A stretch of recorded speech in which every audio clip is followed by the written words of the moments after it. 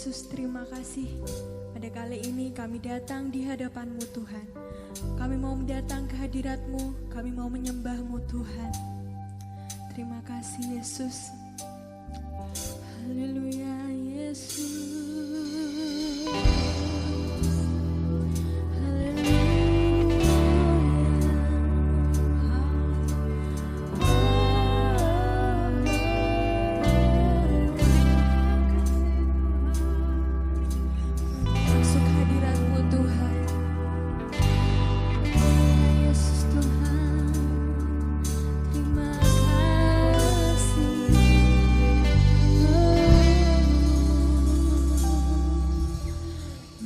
Masuk hadirat-Mu Tuhan dengan korban pujian.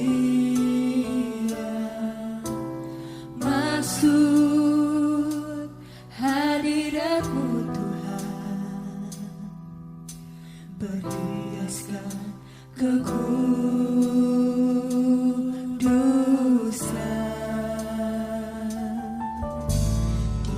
Hadapan hadirat-Mu Tuhan, ku rasakan kedamaian. Di hadapan hadirat-Mu Tuhan, ku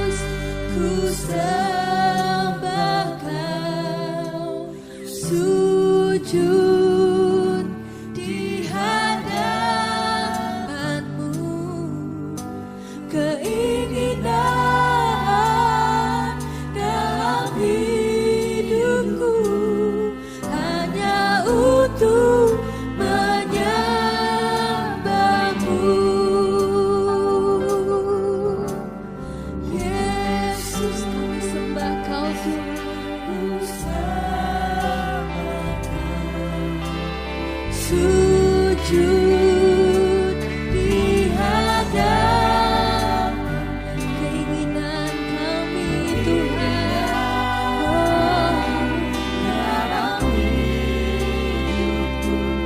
Hanya untuk menyembahmu,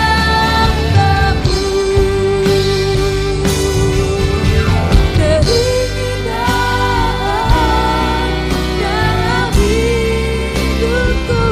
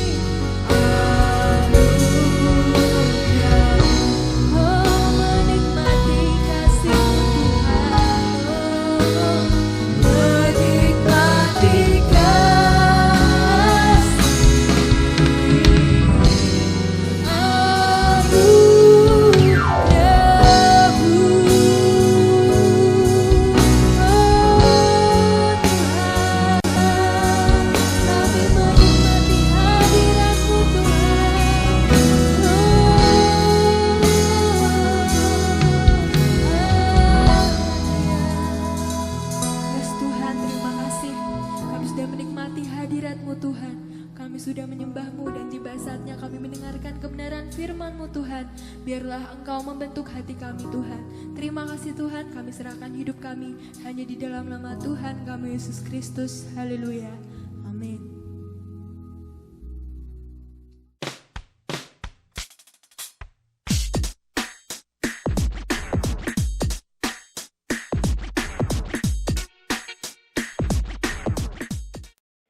Shalom sahabat Mahanaim, salam sejahtera dalam kasih Tuhan kita Yesus Kristus. Saya sangat bersyukur pada Tuhan dan berterima kasih buat Bapak Gembala GPDI Mahanaim Jakarta, Om Markus Purnama yang memberi kesempatan saya pada ibadah Minggu tanggal 24 Mei ini untuk melayani kebenaran firman Tuhan. Doa kami dari tempat ini, ya Tuhan selalu memberikan kekuatan, kesehatan, perlindungan Tuhan dan berkat-berkat Tuhan menyertai Om sekeluarga dan keluarga besar Jemaat Mahanaim yang ada di Jakarta dan juga yang ada di Rembang. Tuhan memberkati kita semua. Mari kita langsung masuk dalam kebenaran firman Tuhan yang terdapat dalam kitab Mazmur pasal yang ke-20. Mazmur pasal 20, saya baca di dalam nama Tuhan Yesus Kristus ayat yang ke-7. Mazmur pasal 20 ayat 7. Sekarang aku tahu bahwa Tuhan memberi kemenangan kepada orang yang diurapinya dan menjawabnya dari sorganya yang kudus dengan kemenangan yang gilang-gemilang oleh tangan kanannya. Saya ulangi sekali lagi, sekarang aku tahu bahwa Tuhan memberi kemenangan kepada orang yang diurapinya dan menjawabnya dari sorganya yang kudus dengan kemenangan yang gilang gemilang oleh tangan kanannya. Saudara yang dikasih Tuhan, Bapak Ibu, hari-hari ini gereja aliran Pantekosta khususnya kita GPDI mengadakan yang namanya doa 10 hari. Ya, dulu namanya yang pernah saya dengar doa 10 hari menanti pencurahan Roh Kudus. Tetapi saya rasa istilah itu kurang tepat karena Roh Kudus sudah dicurahkan 2000 tahun lalu. Ya, mulai istilah itu bergeser sekarang yang sering kita jumpai doa kepenuhan Roh Kudus.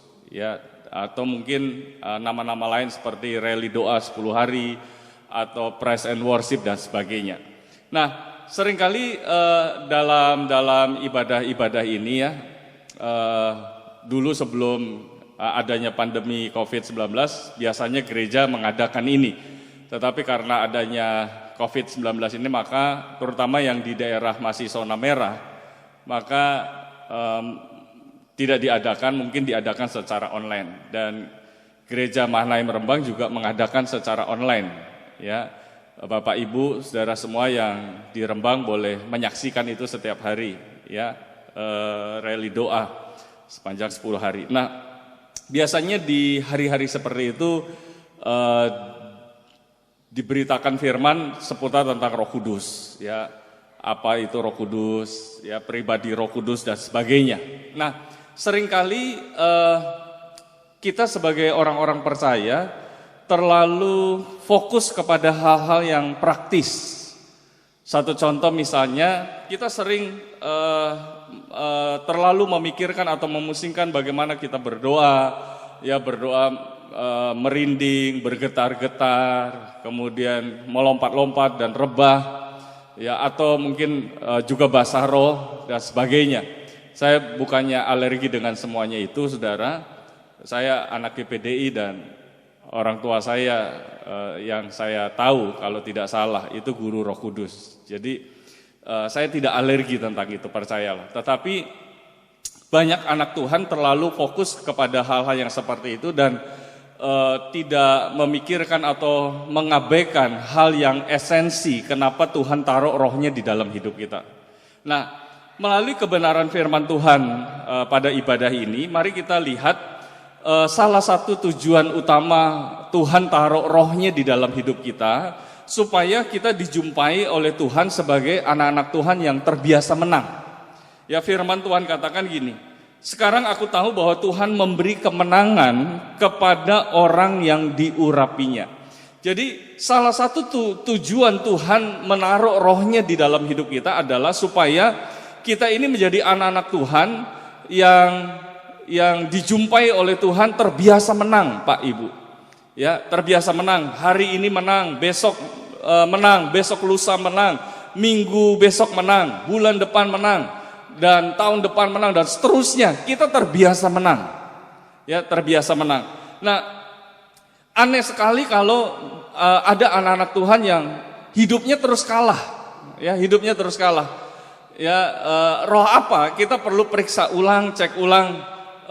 Apa yang ada di dalam kita, roh apa yang ada di dalam kita. Karena kalau Roh Kudus yang ada dalam hidup kita, maka kita akan terbiasa menang, Pak Ibu. Terbiasa menang atas dosa, terbiasa menang atas kuasa gelap, terbiasa menang atas godaan dunia, terbiasa menang atas diri sendiri mungkin, dan terbiasa menang atas situasi-situasi sulit, ya, masalah persoalan yang kita alami. Kita dijumpai akan terbiasa menang. Makanya Rasul Paulus dia katakan kepada anak rohaninya Timotius di dalam 2 Timotius pasal 1 ayat 7 bahwa Tuhan tidak memberikan kepada kita roh ketakutan, tapi roh yang membangkitkan kekuatan, kasih, dan ketertiban. Bukankah ini unsur-unsur untuk kita mengalami kemenangan, Pak Ibu? Karena itu mari saudara yang dikasih Tuhan coba cek ulang, periksa ulang. Kalau kita ternyata sebagai anak-anak Tuhan terbiasa kalah dengan dunia, godaan dunia, terbiasa kalah dengan dosa, terbiasa kalah dengan kuasa gelap, terbiasa kalah dengan situasi-situasi sulit yang mungkin kita alami, kita gampang menyerah, gampang putus asa dan sebagainya, maka cek ulang roh apa yang ada di dalam hidup kita. Karena kalau Roh Kudus, Roh Tuhan yang Tuhan taruh dalam hidup kita, maka kita akan dijumpai menjadi orang-orang yang terbiasa menang, Pak Ibu. Ya, terbiasa menang. Nah, bukan hanya sekedar terbiasa menang, kalau saudara lihat di dalam ayat 7 ini dikatakan bahwa dan menjawabnya dari sorganya yang kudus dengan kemenangan yang gilang gemilang. Jadi bukan kemenangan yang biasa-biasa saja, bukan sekedar menang, tapi firman Tuhan katakan kemenangan yang gilang gemilang. Nah, itulah yang dimaksud oleh Rasul Paulus di dalam Roma pasal 8 ayat 37, kita ini lebih daripada pemenang. Ya, kemenangan yang gilang gemilang. Jadi salah satu tujuan utama Tuhan taruh rohnya di dalam hidup kita adalah supaya kita dijumpai sebagai anak-anak Tuhan yang terbiasa menang. Bahkan bukan hanya terbiasa menang, menang dengan gilang gemilang. Nah, itu salah satu tujuannya. Nah, mari coba kita lihat apa sih yang dimaksud dengan gilang gemilang, kemenangan yang gilang gemilang. Nah, pengertian dari kemenangan yang gilang gemilang ini, yang pertama adalah mental pemenang. Artinya, ya, ketika Tuhan taruh rohnya di dalam hidup kita, maka kita dijumpai oleh Tuhan sebagai orang-orang yang punya mental pemenang. Ya, bukan mental orang pengecut, bukan mental yang gampang putus asa, mental yang gampang menyerah, bukan. Tetapi Tuhan kasih dalam hidup kita rohnya supaya kita ini punya mental pemenang. Saya pernah baca satu tulisan yang ditulis oleh Pastor Marcel Saerang. Dia katakan gini, seorang pemenang bukanlah seorang yang tidak pernah kalah dalam hidupnya, tapi seorang pemenang adalah seorang yang tidak pernah menyerah meskipun dia ada dalam kekalahan. Bukankah itu yang namanya mental pemenang, Pak Ibu? Jadi seorang pemenang itu bukan seorang yang tidak pernah kalah, ya, bukan seorang yang tidak pernah kalah, tapi seorang yang tidak pernah menyerah, tidak pernah menyerah meskipun sekalipun dia ada dalam kekalahan. Dia akan bangun lagi, dia akan bangkit lagi, dia akan berdiri lagi. Itu yang namanya mental pemenang. Biasanya kalau Bapak Ibu di rumah suka pertandingan tinju, ya, pertandingan tinju sebelum hari H mereka bertanding, maka mungkin 2 hari atau 3 hari sebelumnya mereka mengadakan konferensi pers. Nah, di dalam konferensi pers itu biasanya itu dijadikan ajang untuk saling menjatuhkan mental lawannya. Ya, dijadikan ajang, momentum untuk menjatuhkan mental lawan. Mereka saling sesumbar, ya, melakukan cywar, ya, perang kejiwaan. Jadi saudara, yang satu petinju sesumbar, saya akan jatuhkan lawan saya di bawah 3 ronde. Yang satu, saya akan jatuhkan lawan saya di bawah 1 ronde. Tujuannya apa? Mereka saling sesumbar, mereka ingin menjatuhkan mental lawan. Karena kalau mentalnya udah jatuh, itu gampang untuk dikalahkan. Ya, orang kalau bertanding mentalnya udah jatuh, itu gampang dikalahkan. Kena pukul sedikit aja, sakit sedikit, mereka udah menyerah. Mereka udah ya menyerah lah, putus asa, udah tidak mau melanjutkan pertandingan. Ya, makanya ada istilah kalah sebelum bertanding. Tetapi orang yang punya mental pemenang, ya, petinju yang punya mental pemenang, dia sudah dipukul berkali-kali, kanan kiri, atas bawah dan sebagainya, dan mungkin sudah jatuh, dia akan bangun lagi. Jatuh lagi, dia akan berdiri lagi. Jatuh lagi, dia akan bangkit lagi untuk menyelesaikan pertandingan itu dengan baik. Nah, itu baru namanya mental pemenang, saudara. Nah, mungkin saudara yang dikasih Tuhan, di dalam kehidupan kita, seringkali mungkin di dalam keluarga, perjalanan rumah tangga kita, mungkin kadangkala kita mengalami hal yang namanya terpuruk, jatuh. Mari Pak, Ibu, saudara yang dikasih Tuhan, kalau hal itu terjadi, kita bangun lagi. Jangan menyerah, ya, dengan keadaan, jangan menyerah dengan situasi, jangan menyerah dengan masalah yang terjadi. Tapi mari kita bangun lagi, kita bangkit lagi. Kenapa? Karena Roh Kudus yang ada dalam hidup kita itu memampukan kita untuk punya mental pemenang. Kita harus bangun lagi, bangkit lagi, berdiri lagi. Kenapa? Karena Roh Kudus itu yang akan terus memberikan kekuatan, memberikan penghiburan dan pertolongannya demi pertolongan di dalam kehidupan kita. Karena itu mari saudara yang dikasih Tuhan, bangun lagi. Kalau kita dalam usaha, karir, pekerjaan dan sebagainya, kadangkala kita mengalami keterpurukan, jatuh dan sebagainya. Mari jangan menyerah, jangan putus asa, jangan kita kemudian frustasi, depresi dan sebagainya. Tapi mari kita bangun lagi, kita bangkit lagi, berdiri lagi. Kenapa? Ketika kita berjalan bersama-sama dengan Tuhan, ada Roh Kudus di dalam hidup kita, maka kita dapat lakukan perkara-perkara yang besar. Kemenangan yang gilang gemilang Tuhan sediakan di dalam hidup kita. Karena itu mari saudara yang dikasih Tuhan, ini salah satu, ini hal yang esensi, saudara, hal yang esensi. Jadi banyak anak-anak Tuhan hanya kejar, saya katakan tadi, hanya kejar hal-hal yang praktis saja. Ya, udah bahasa roh, kelihatannya sudah terlalu rohani sekali, tapi di luar terhadap dosa dia tidak menang. Terhadap godaan dunia jatuh lagi. Tapi mari saudara yang dikasih Tuhan, orang yang sadar kebenaran firman Tuhan ini, ada Roh Kudus di dalam hidup kita, dan Roh Kudus yang ada dalam hidup kita itu memberikan mental pemenang. Ada kemenangan yang gilang gemilang yang Tuhan sediakan bagi orang yang punya mental pemenang. Kalau saat ini mungkin posisi kita lagi di bawah, mungkin kita ada dalam lembah kekelaman, ya, kita lagi terpuruk dan sebagainya. Jangan menyerah dengan keadaan, jangan menyerah terhadap situasi seperti itu, tapi mari kita bangun lagi, bangkit lagi, berdiri lagi, berjalanlah bersama dengan Tuhan. Kita dapat lakukan perkara-perkara yang besar. Nah, tadi kita bicara mental, ya. Apa sih pengertian dari mental, saudara? Kalau saudara lihat di dalam Kamus Besar Bahasa Indonesia, pengertian dari mental, atau seringkali ada ungkapan mentality atau mentalitas. Maka pengertiannya dalam Kamus Besar Bahasa Indonesia itu adalah cara berpikir dan cara berperasaan yang menentukan faktor pengembangan dalam diri orang tersebut. Saya ulangi sekali lagi, yang dinamakan mental itu atau mentalitas adalah cara berpikir dan cara berperasaan yang merupakan faktor penentu pengembangan dalam diri orang tersebut. Jadi ada cara berpikir dan cara berperasaan. Artinya orang yang punya mental pemenang adalah cara berpikirnya cara berpikir seorang pemenang. Orang yang punya mental pemenang, cara orang berperasaan, ya, perasaannya itu perasaan mental, perasaan seorang pemenang. Maaf. Jadi cara berpikirnya cara berpikir seorang pemenang, cara berperasaannya perasaan seorang pemenang. Nah, apa yang harus kita lakukan? Cara berpikir yang seperti apa? Cara berperasaan yang seperti apa yang dinamakan mental pemenang, seorang pemenang. Nah, mari kita lihat di dalam Filipi pasal 2. Di dalam Filipi pasal 2 ayat yang ke-5. Filipi 2 ayat 5.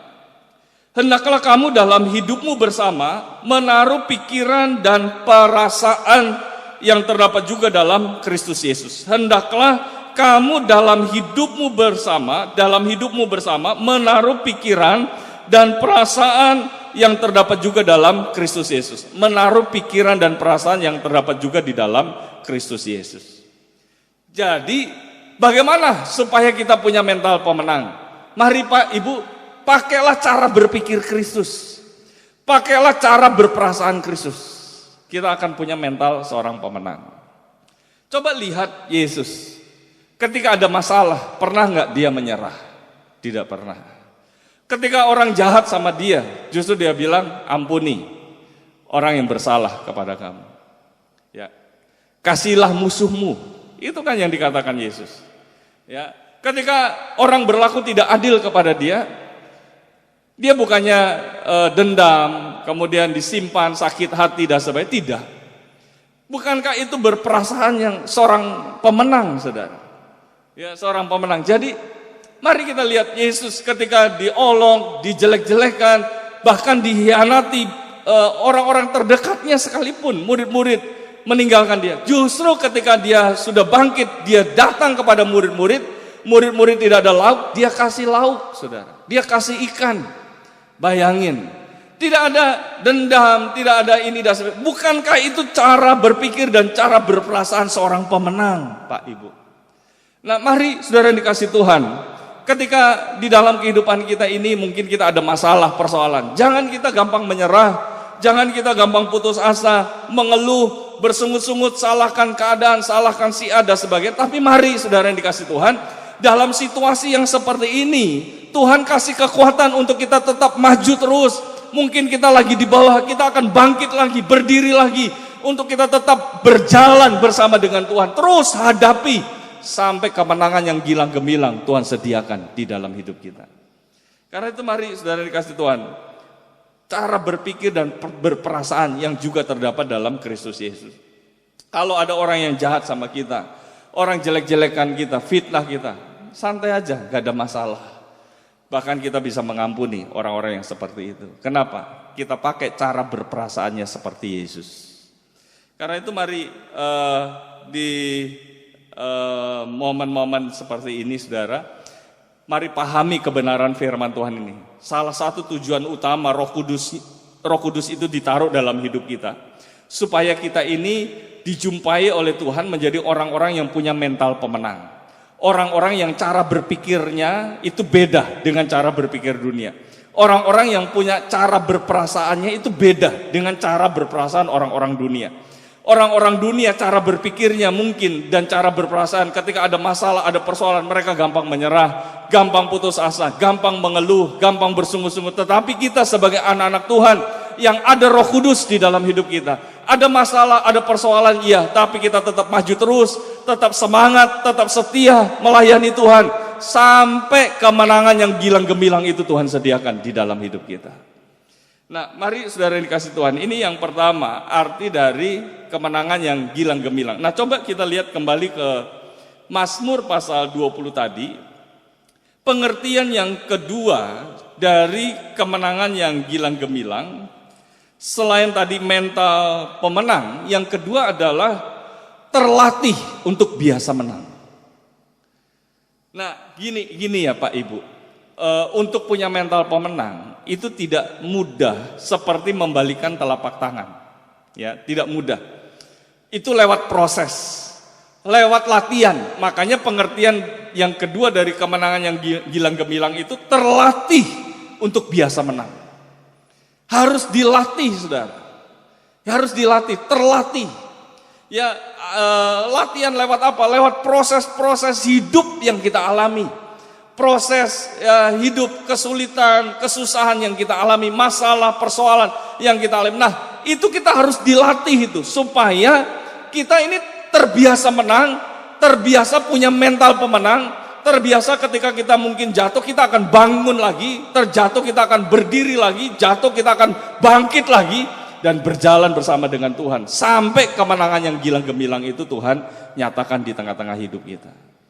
Nah mari, ini tidak mudah, itu harus dilatih seperti proses. Nah coba latihannya seperti apa? Sikap apa yang harus kita bangun di dalam latihan ini? Nah saudara, coba lihat yang pertama, sikap yang pertama. Kadangkala gini ya, ada situasi-situasi tertentu yang membuat kita bingung. Ya, misalnya gini, Tuhan suruh Musa, Nabi Musa, untuk memimpin bangsa Israel keluar dari Mesir. Ya, Tuhan yang suruh Musa, jelas. Musa udah sempat tolak-tolak, tetap Tuhan suruh Musa untuk memimpin bangsa Israel ini keluar dari Mesir. Nah ketika sudah Musa jalankan, datang nih kepada Firaun, justru yang terjadi kan gini. Beberapa kali itu ada ayatnya, Tuhan mengeraskan hati Firaun. Coba kita lihat di dalam Keluaran pasal 9.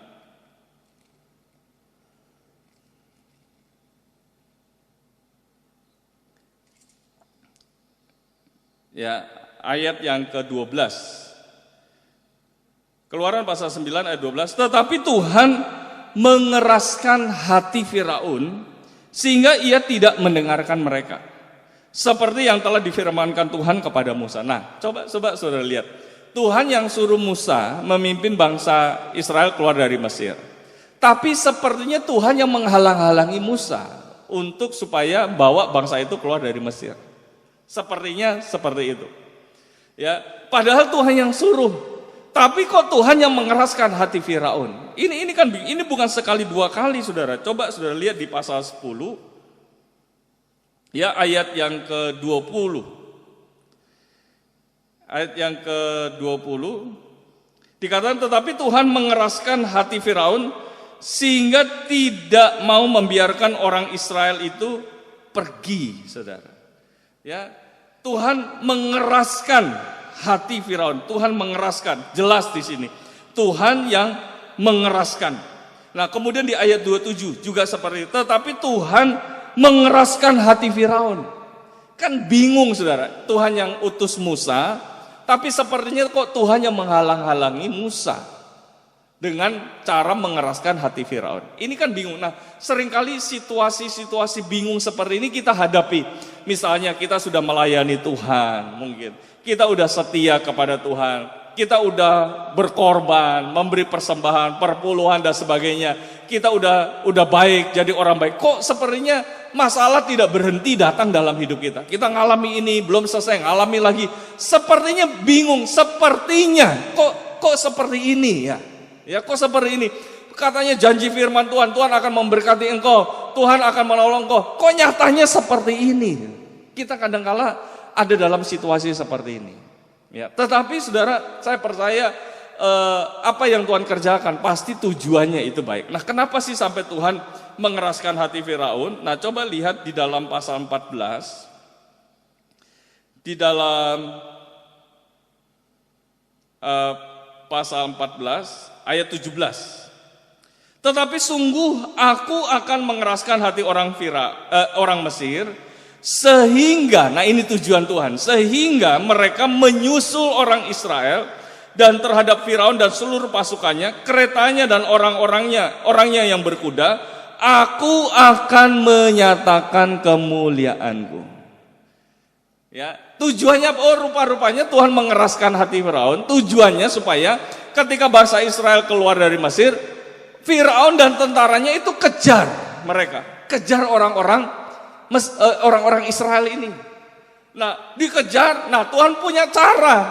Tuhan mau menyatakan kemuliaan di tengah-tengah bangsa itu dengan apa? Membelah laut Teberau dan membinasakan semua Firaun dan tentara orang Mesir. Itu kemuliaan Tuhan. Bukankah ini kemenangan yang gilang gemilang? Tapi prosesnya, Pak, Ibu, nggak mudah. Apa yang dialami oleh Musa? Sepertinya Tuhan yang suruh, tapi kok Tuhan yang menghalangi. Tapi hebatnya Musa tidak pernah menyalahkan Tuhan. Musa tidak pernah marah kepada Tuhan, kecewa kepada Tuhan, tidak. Bahkan Alkitab mencatat Musa adalah orang yang paling lemah lembut dijumpai. Nah, dalam versi lain lemah lembut itu sabar. Sabar, Musa sabar. Apa yang Tuhan kerjakan proses dalam hidup kita, dia sabar. Karena dia tahu pasti ujung-ujungnya kemuliaan Tuhan dinyatakan. Kemenangan yang gilang gemilang Tuhan kerjakan di tengah-tengah hidupnya. Karena itu mari saudara, ketika kita dilatih untuk punya mental pemenang, memang gak mudah.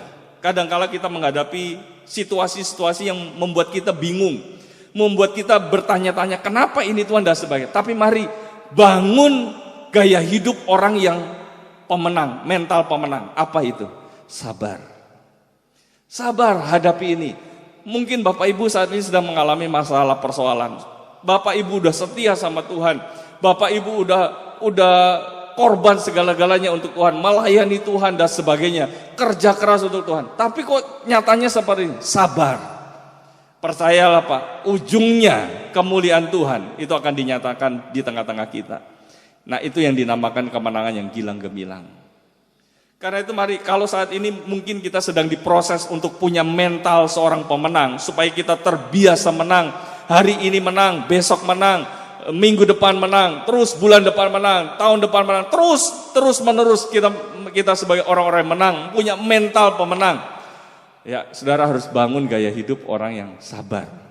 Ya, hadapi situasi-situasi bingung yang membuat kita bertanya-tanya, sabar aja, sabar. Percayalah, akhirnya kemuliaan Tuhan kerjakan dalam hidup kita. Nah, sikap apa lagi yang harus kita bangun? Saya tidak buka ayat. Seperti yang dibangun oleh Raja Daud di dalam 1 Samuel pasal 30. Ketika Siklag dibakar oleh orang Amalek, ya semua harta bendanya diambil, ya harta benda orang-orang Daud termasuk anak-anaknya, laki-laki, anak perempuan, istri, semua ditawan oleh orang Amalek. Bahkan orang-orang Daud ingin melempari Daud dengan batu. Dalam situasi seperti itu, saudara lihat. Dalam situasi seperti itu, Daud dia tidak gunakan otoritasnya sebagai raja, dia tidak gunakan kekuasaannya, dia tidak gunakan itu. Tetapi yang dia lakukan adalah dia copot baju kerajaannya, dia gunakan baju efod, dan dia datang bertanya kepada Tuhan.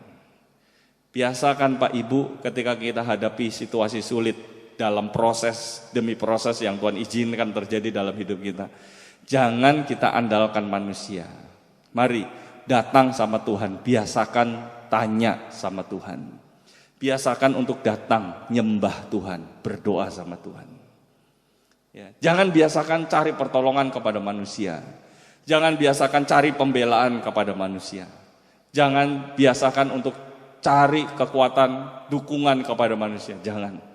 Tapi mari biasakan ketika kita hadapi situasi-situasi sulit, untuk kita datang berdoa kepada Tuhan. Copot baju kebesaran kita, gunakan baju efod, nyembah Tuhan.